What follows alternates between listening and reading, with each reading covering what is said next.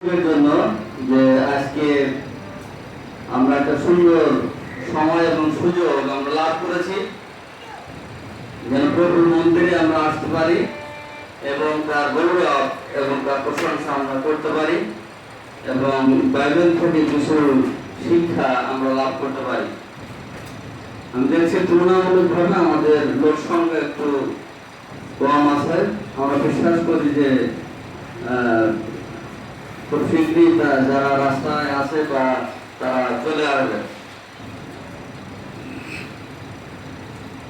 প্রথমত ধন্যবাদ দিই আজকে এই মন্ডলীর যারা কর্তৃপক্ষ রয়েছে, বিশেষভাবে পালক সম্পাদক যারা রয়েছেন এবং আর অন্যান্য যারা রয়েছেন এবং উপস্থিত যারা সকলে রয়েছেন এখানে প্রত্যেককে আমার হৃদয়ের অন্তঃস্থল থেকে কৃতজ্ঞতা এবং ধন্যবাদ জ্ঞাপন করছি। যে বিষয় নিয়ে আজকে আমি প্রথমে আলোচনা করবো, আমরা দুটা সেকশনে ভাগ করেছি। প্রথমে আমরা যে বিষয়টি নিয়ে আলোচনা করবো সেটি হচ্ছে গীত সংহিতা 90 গীত। কার কাছে বাইবেল আছে দয়া করে খুলে রাখবেন গীত সংহিতা 90 গীত। আমরা গীত থেকে পুরাটাই আমরা আলোচনা করবো, যাদের থেকে আমরা ঈশ্বরের আশীর্বাদ আমরা লাভ করতে পারি এবং বুঝতে পারি ঈশ্বর তিনি আমাদের জীবনে কি চান এই বাক্যের মধ্য দিয়ে। বাইবেল আছে সবার কাছে? আছে? আমার সাথে কথা বলতে হবে মাঝে মধ্যে। আচ্ছা, ধন্যবাদ। পাইছেন 90 গীত আছে বাইবেলে? 90 গীত। এই গীতটি রচনা করেছেন মসি। মসি তিনি এই গীতটি রচনা করেছেন। আমরা জানি যে অধিকাংশ গীত সাধু দাউদ তিনি লিখেছেন, কিন্তু এই গীতটি মূলত 90, 91 গীত, এই সমস্ত কয়েকটি গীত রয়েছে যে গীত লিখেছেন মসি। এবং এই গীতটা মসি তিনি রচনা করেছেন। আর যে বিষয় নিয়ে আমি কথা বলবো সেটা হচ্ছে দয়া করে অন্য মনস্ক হবেন না। যদি অন্য মনস্ক হন তাহলে আমারও সমস্যা হবে, আপনাদের একটু সমস্যা হবে, বুঝতে সমস্যা হবে। যদি না বুঝি আমরা ঈশ্বরের বাক্য তাহলে পরে আমাদের এই কথা বলা, আপনাদের উপস্থিতি সবকিছু বৃথা। সুতরাং দয়া করে বাইবেলের দিকে খেয়াল করবেন এবং আমরা কোথায় আছি আমি হঠাৎ করে জিজ্ঞেস করবো, যেহেতু এটি একটি সেমিনারের মতো কনফারেন্স আমরা নাম দিয়েছি, কিন্তু আমি হঠাৎ করে বলবো যে আমরা কোথায় আছি, কোন পদ নিয়ে আমরা আলোচনা করছি, আমরা পদের ভিত্তিতে আমরা আলোচনা করবো। এই গীত থেকে আমি 3টি অংশে ভাগ করেছি, 3টি অংশে আমি ভাগ করেছি এবং 3টি অংশ নিয়ে আমরা আলোচনা করবো। আমরা আস্তে আস্তে যাবো। কিন্তু যে নাম আমি দিয়েছি সেটা হচ্ছে জীবনটা ক্ষণস্থায়ী, যেটি সঠিক সেটি করুন। জীবনটা ক্ষণস্থায়ী, যেটি সঠিক সেটি করুন। Life is short, do it right. আমাদের জীবনটা ক্ষণস্থায়ী, যেটি সঠিক সেটি করুন। অনেকেই মনে করেন যে আমাদের জীবনটা যেহেতু সংক্ষিপ্ত, সুতরাং আমি যা খুশি তাই করতে পারি। আমাদের জীবনটা খুব ছোট, তাই না? এবং খুবই ক্ষণস্থায়ী, এবং একটা কিছু করো এবং তাতে আমি খুশি থাকি, এইরকম অনেকে মনে করেন। আবার অনেকের মনে করে একটা গান রয়েছে, তাই না? যে কি গান? জীবনটা নষ্ট করো, খাও দাও ফুর্তি করো। এরকম অনেকেই মনে করে জীবনে পৃথিবীতে এসেছি, খাবো তারপর ফুর্তি করবো তারপরে চলে যাব, এরকম মনে করি অনেকে। কিন্তু আসলে আমাদের জীবনটা সেরকম নয়। আমরা অনেকেই মনে করি আরাম আছে আমরা আমাদের জীবন আমরা কাটাবো, ভোট বিলাসে আমরা জীবন কাটাবো, আমাদের মন যা চায় আমরা তাই করবো। আমি দামি গাড়ি চড়বো, দামি গহনা আমি পরবো, দামি জুতা পরবো, দামি জামা আমি পরবো এবং সুন্দর ফিটফাট আমি থাকবো। আপনি থাকতে পারেন, কিছুই আসা যায় না আমার, ঠিক আছে? কিন্তু আজকে যে বিষয়টি আমাদের বক্তব্য বা আমি বলতে চাই সেটি হচ্ছে যে আমাদের জীবনটা খুবই ক্ষণস্থায়ী। সুতরাং আমাদের করা উচিত সেইটা যেটি ন্যায্য, যেটি সত্য, যেটি ভালো, সেটি আমাদের করা প্রয়োজন। কোনটা করা প্রয়োজন? যেটি ন্যায্য সেটি আপনাকে করতে হবে, যেটি সত্য সেটি আপনাকে করতে হবে, যেটি ভালো সেটি আপনাকে করতে হবে।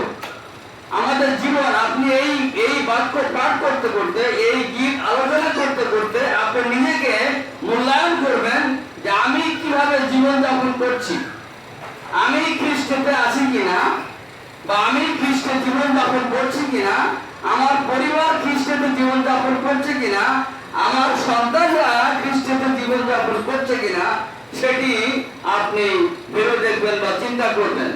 আমাদেরকে পাপের মধ্যে জীবন যাপন করতে বলা হয় না, বলছেন? বলেন না, আমরা পাপের মধ্যে জীবন যাপন করতে বলা হয় নাই। কারণ উপদেশক তিনি বলছেন যে সবকিছু অসার, আমরা যা কিছু করছি সবকিছু অসারের অসার, সকলই অসার। এখানে যদি আমরা বাইবেলের একটু অংশ পাঠ করি উপদেশক থেকে, সেখানে বলা হয়েছে অসারের অসার, সকলই অসার। মনুষ্য সূর্যের নিচে যে পরিশ্রমে পরিশ্রান্ত, তাহার সেই সমস্ত পরিশ্রমে তাহার কি ফল দেখিতে পায়? এক পুরুষ চলিয়া যায়, আর এক পুরুষ আইসে, কিন্তু পৃথিবী নিত্য স্থায়ী। সূর্য ওঠে, আবার সূর্য অস্ত যায়, এবং সত্তর স্বস্থানে যায়। সেখানে গিয়া ওঠে, বায়ু দক্ষিণ দিয়া যায়, আবার ঘুরিয়া ঘুরিয়া উত্তর দিকে যায়, নিরন্তর ঘুরিয়া ঘুরিয়া আপন পথে যায়, এবং বায়ু আপন চক্রপথে ফিরিয়া যায়। সুতরাং আমরা দেখি যে সবাই যার যার মতো কাজ করছে এবং চলছে, কিন্তু সবকিছুই অসার।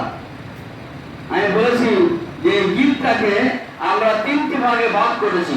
প্রথম যে ভাগ সেটি হচ্ছে 1 থেকে 6 পদ। 1 থেকে 6 পদ, সেখানে আমরা আলোচনা করব ঈশ্বর তিনি পবিত্র, পবিত্র ঈশ্বর। আর যেহেতু তিনি পবিত্র ঈশ্বর, তিনি অনন্তকাল স্থায়ী এবং মানুষ ক্ষণস্থায়ী। প্রথম অংশে আমরা আলোচনা করব ঈশ্বর তিনি পবিত্র, অনন্তকাল স্থায়ী এবং মানুষ ক্ষণস্থায়ী। আমরা মানুষ, আমরা ক্ষণস্থায়ী।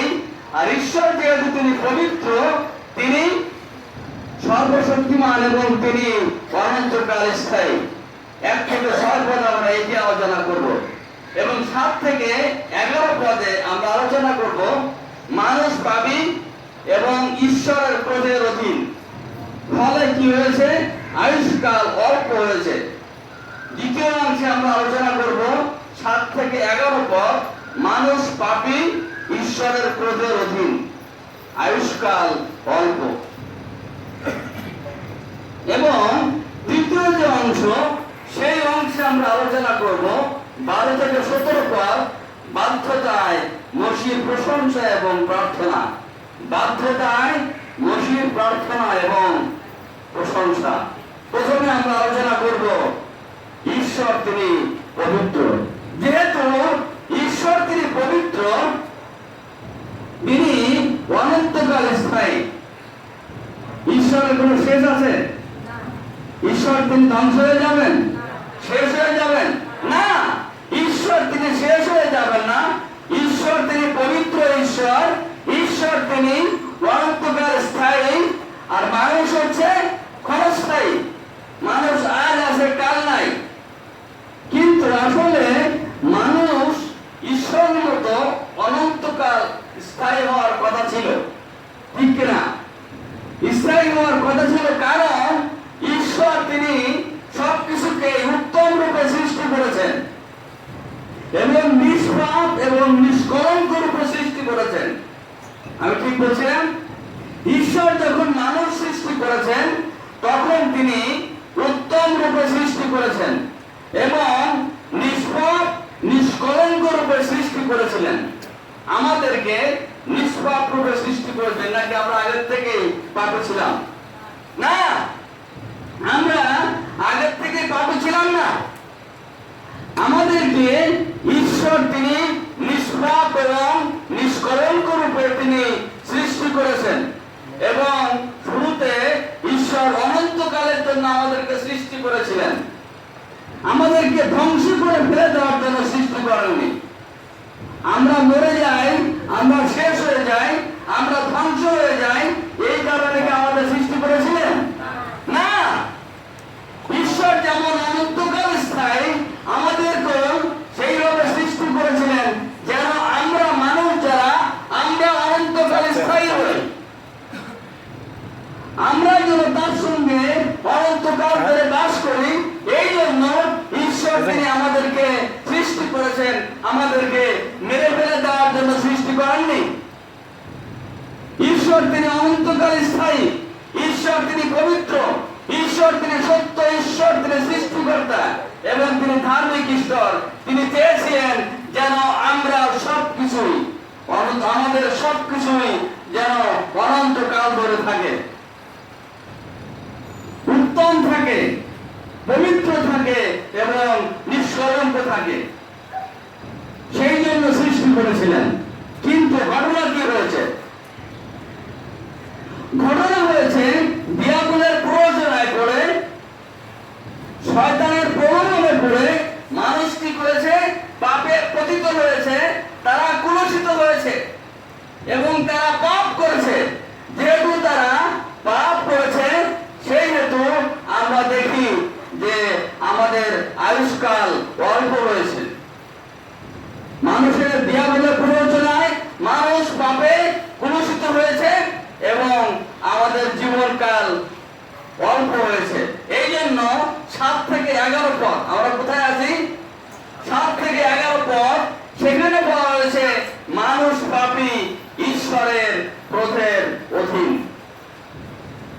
মানুষ পাপী এবং ঈশ্বরের ক্রোধের অধীন। আমরা ঈশ্বরের ক্রোধের অধীন হয়েছি, ফলে আমাদের আয়ুষ্কাল কি হয়েছে? অল্প হয়ে গেছে। আমাদের অল্প আয়ু নিয়ে এখন বেঁচে থাকতে হয়। কেউ 1 দিন, কেউ 2 দিন, কেউ 2 বছর, কেউ 5 বছর, কেউ 10 বছর, কেউ 20 বছর, কেউ 70 বছর বলযুক্ত হইলে পরে এখানে বলা হয়েছে আমাদের আয়ুর পরিমাণ 70 বছর, বলযুক্ত হইলে পরে 80 বছর হইতে পারে। আমাদের আয়ুষ্কাল অল্প হয়েছে, আমাদের জীবনটা এখন ক্ষণস্থায়ী হয়েছে। এখন আমরা আর ওই ঈশ্বরের সঙ্গে চিরকাল থাকতে পারবো না। আমরা এখন আর ঈশ্বরের মতন অনাদিকাল পর্যন্ত আমরা এই পৃথিবীতে থাকতে পারবো না, কারণ আমাদের আয়ুষ্কাল অল্প হয়েছে। আমরা আজ আছি, কালকে নেই, এই মুহূর্তে আছি, একটু পরে আপনি নাও থাকতে পারেন, কালকে আপনি বেঁচে নাও থাকতে পারেন। এটি হচ্ছে, এই মৃত্যু হচ্ছে পাপের ভয়াবহ পরিণতি। কেন এটি হয়েছে? পাপ, পাপের কারণে এই ভয়াবহ পরিণতি আজকে আমাদের হয়েছে। আমাদের আয়ুষ্কাল অল্প হয়েছে, আমরা শেষ হয়ে যাব, আমরা মারা যাব। বাক্যে বলা হয়েছে, যদি আপনি 3 পদ দেখেন, সেখানে কি বলা হয়েছে? 3 পদে কি বলছেন? 3 পদে বলা হয়েছে আমরা ধুলির মতো, আমরা ছাইয়ের মতো। ধুলি কি খুলে যায়, ছেড়ে দিলে, তাই না? খুঁজে পাওয়া যায় না। ছাই যদি আপনি ধরেন তাহলে পরে খুঁজে পাওয়া যায় না, খুলে চলে যায়। এখানে বলা হয়েছে আমরা ধুলের মতো, আমরা ছাইয়ের মতো। 3 পদে বলা হয়েছে আমরা রাত্রির এক প্রহর মতো, আমরা ঢেউয়ের মতো। ঢেউ আসে আবার চলে যায়, তাই না? কিছুদিন আগে আমরা গত সপ্তাহে ফেরির আক্রমণ দেখেছি, তাই না? মহা ঢেউ, সাগরে অনেক ঢেউ ছিল, এখন সাগর শান্ত নাই। তার মানে আমরা আমাদের জীবনও ঢেউয়ের মতো, এই আছে এই নেই। আমরা স্বপ্নের মতো, রাতের বেলায় আমরা স্বপ্ন দেখি, অনেক জায়গায় আমরা ঘুরে বেড়াই, তাই না? অনেক ভালো ভালো স্বপ্ন আমরা দেখি, অনেক ভালো ভালো জায়গায় আমরা যাই, অনেকে যিশুর সঙ্গে ঘুরে বেড়াই, অনেকে আমরা বিভিন্ন জায়গায় ঘুরতে যাই, তাই না? অনেক রোমাঞ্চকর বিষয় আমরা স্বপ্নের মধ্যে দেখি। তারপরে যখনই স্বপ্ন আমাদের ঘুম ভেঙে যায়, আর দেখি সবকিছু শেষ, ঠিক কিনা? হ্যাঁ, সবকিছু শেষ। আমাদের আয়ু ঠিক তো সেই রকম স্বপ্নের মতো 5 পদে বলা হয়েছে। আমি বাক্যের বাইরে কিছু বলছি না।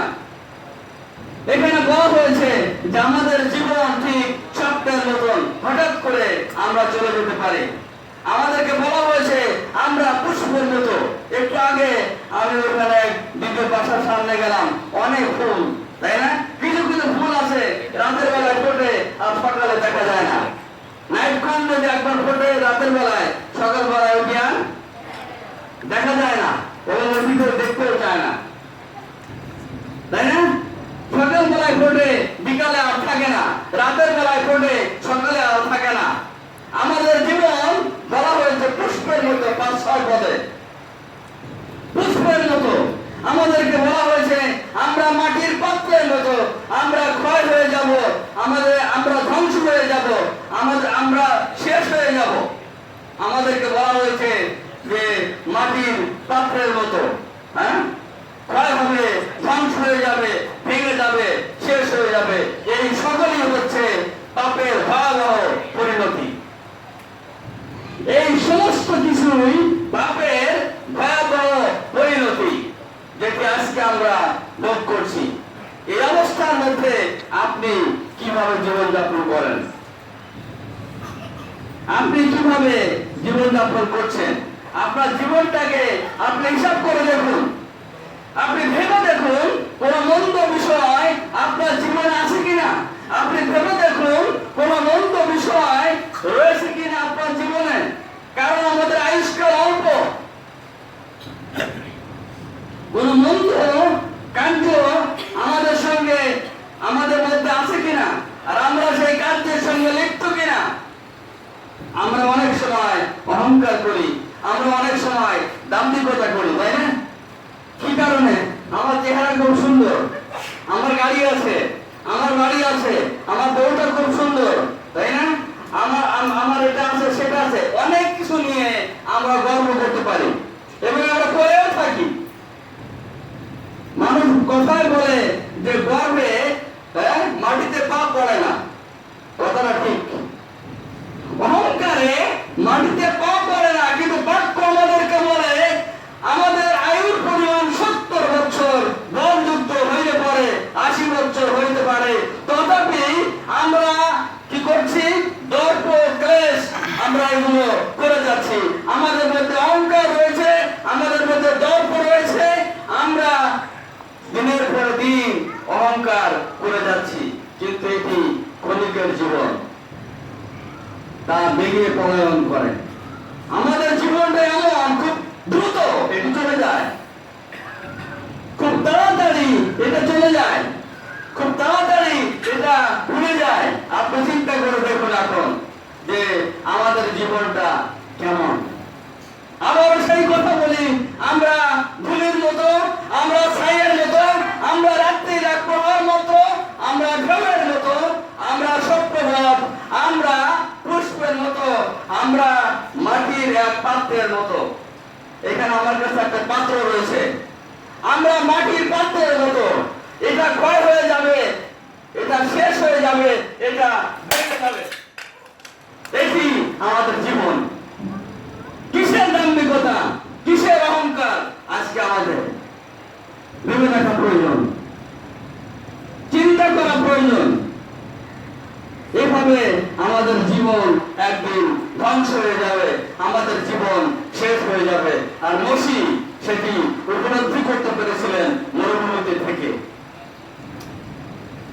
যখন মসি তার দলকে বের করে নিয়ে আসলো, যখন ইসরায়েল জাতিকে মিশর থেকে বের করে নিয়ে আসলো, এবং সেখানে অনেক দুঃখ ছিল, কষ্ট ছিল, মসিকে গালাগালি করেছে, মসিকে অনেক দোষারোপ করেছে, এবং মসি এখানে যে জীবনের কথা বলেছেন, এই জীবন ও শান্তির জীবনের কথা বলেনি। এই জীবনের কথা বলেছেন সেটা সমস্যাপূর্ণ একটি জীবন। সেই জীবনে কোন শান্তি সেখানে ছিল না। এবং আমরা দেখি যারা পাপ করেছিল, ঈশ্বরের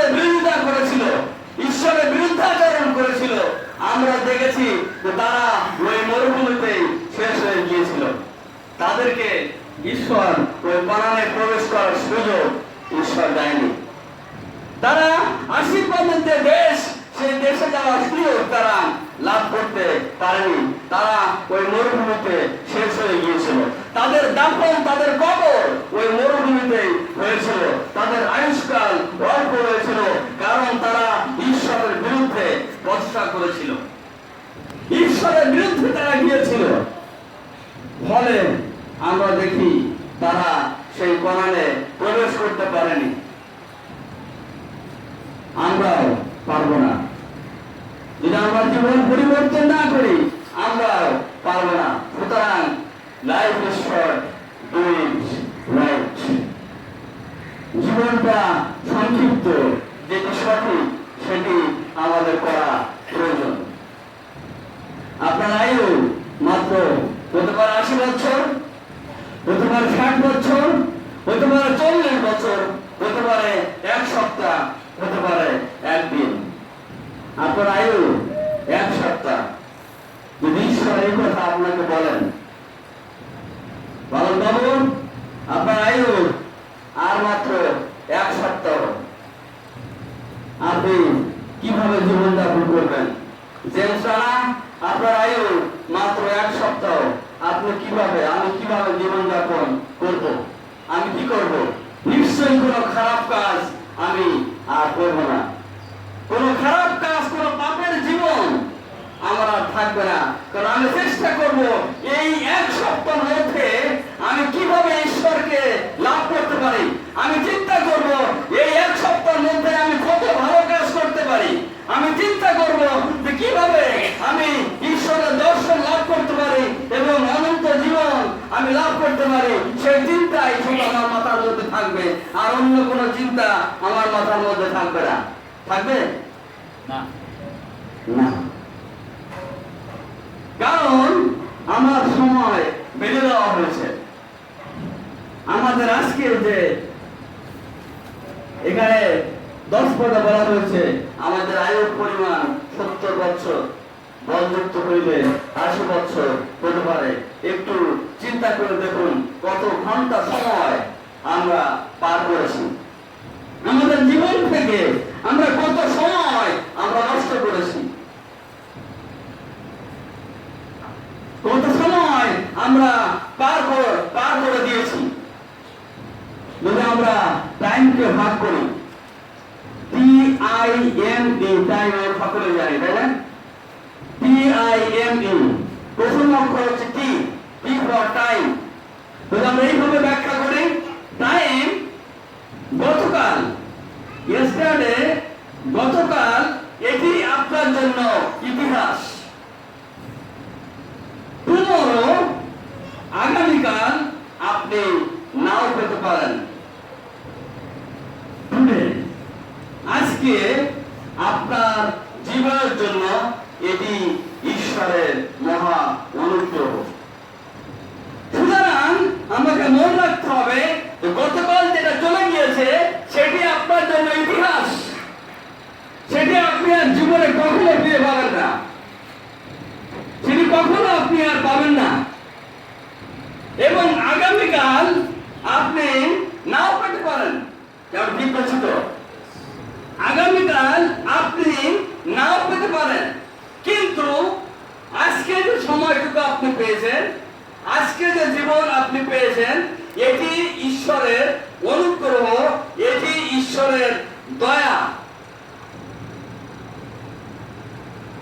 এটি আমাদেরকে চিন্তা করতে হবে, সেইভাবে আমাদেরকে জীবন যাপন করতে হবে। অনেকেই বলে টাইম ইজ মানি। হ্যাঁ, আমি এটি বিশ্বাস করি না। কারণ অর্থ দিয়ে আপনি সময় কিনতে পারেন না।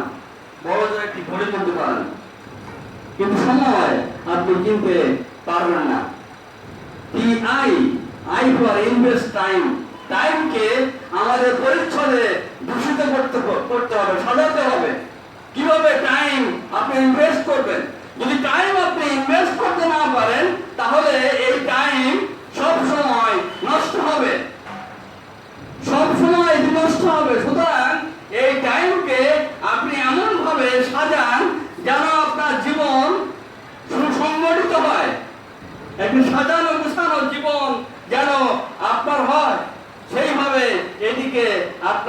সাজাতে হবে।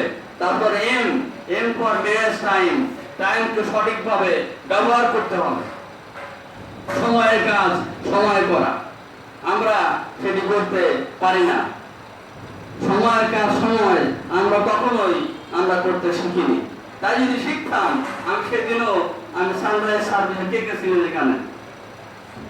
সানরাইজ সার্ভিসে ছিলেন। আমি সেখানেও বলেছিলাম যে আমাদের প্রেয়ারের কথা ছিল 6টায়, আমরা করেছি 7টায়।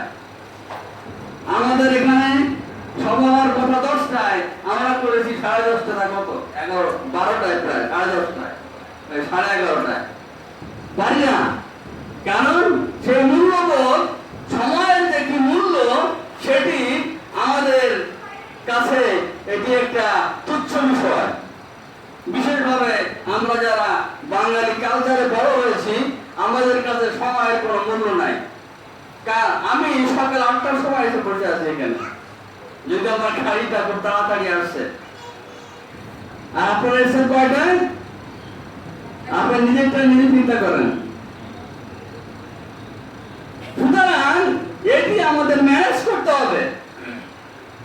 যদি সেটা না করতে পারি, তাহলে এটি শুধু নষ্ট হবে। তারপরে আমি বলছি TIME, ফর এনজয় টাইম। টাইমকে আমাদেরকে বলা হয়েছে যেন আমরা এটিকে এনজয় করি। হ্যাঁ, ঈশ্বর আপনাকে এই সময় উপহার হিসাবে দিয়েছেন। ঈশ্বরের অনুগ্রহ হিসাবে তিনি আপনাকে এই সময় দিয়েছেন। তাকে ভালো কিছু উপহার দেন, ঈশ্বরকে ভালো কিছু উপহার দেন, যেন তিনি আপনার উপরে সন্তুষ্ট থাকেন। বাইবেল পাঠ আপনি সময় ব্যয় করতে পারেন। হ্যাঁ, খারাপ কিছু করার জন্য আপনাকে সময় ব্যয় করতে বলে নাই। মনে রাখেন, আমাদের জীবনটা ক্ষণস্থায়ী, সুতরাং যেটি ভালো সেটি আমাদের করা প্রয়োজন। আমরা যদি 7 থেকে 11 পদে আবার ফিরে যাই,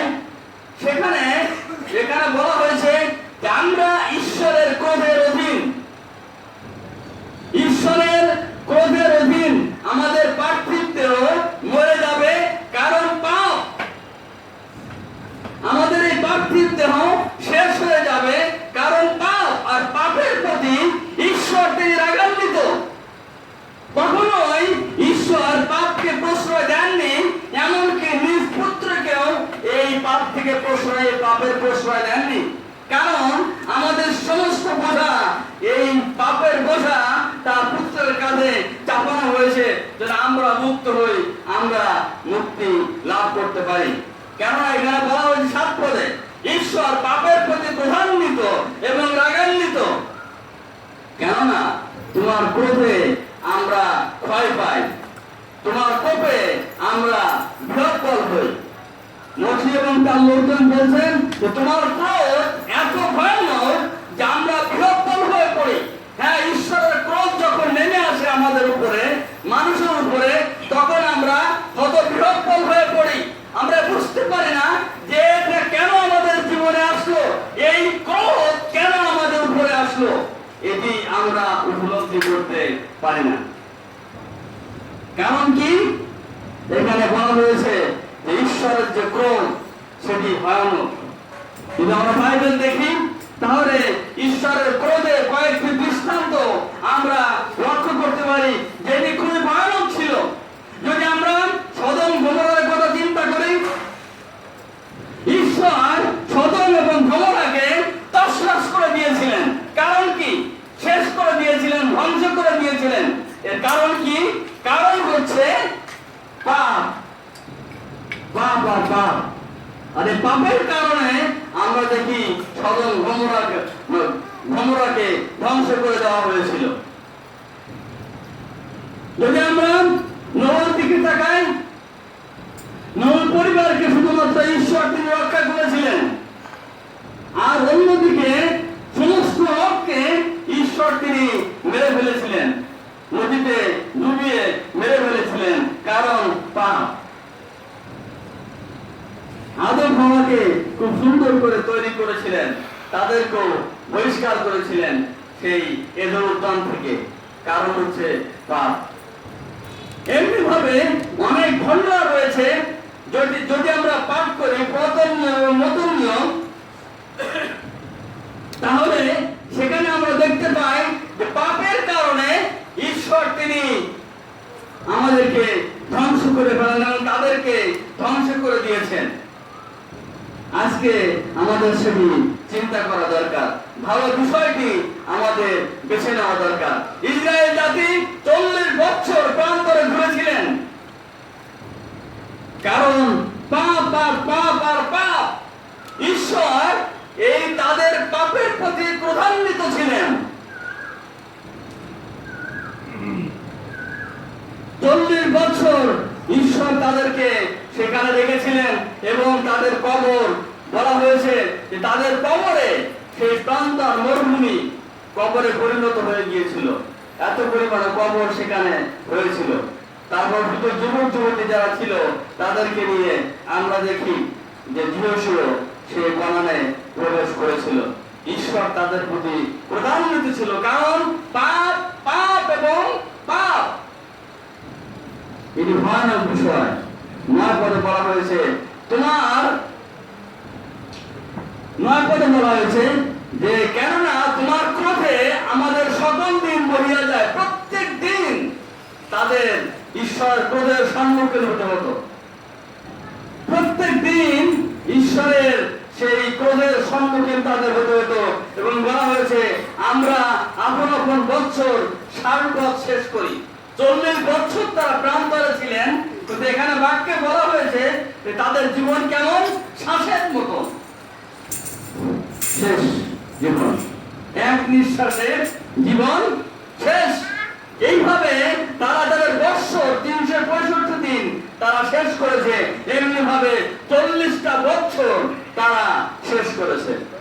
জীবনটা সংক্ষিপ্ত, সুতরাং যেটি সঠিক সেটি আমাদের করা দরকার। সুতরাং আমাদের পাপ থেকে ফিরে আসা দরকার। পাপ থেকে ফিরে আসুন এবং যেটি সঠিক, যেটি ন্যায্য, যেটি সত্য সেটি আমাদের করা প্রয়োজন। আর সেটি সম্ভব একমাত্র প্রভু যীশু খ্রিস্টের মধ্য দিয়ে। তিনি আপনার আমার জন্য ক্রুশে মৃত্যুবরণ করেছেন। তিনি আপনার আমার জন্য রক্ত ঢেলে দিয়েছেন, ক্রুশে রক্ত ঢেলে দিয়েছেন এবং তিনি পরিত্রাণের মহা ব্যবস্থা তিনি করেছেন এবং পৃথিবীর সমস্ত মানুষের জন্য করেছেন। শুধুমাত্র খ্রিস্টানদের জন্য নয়,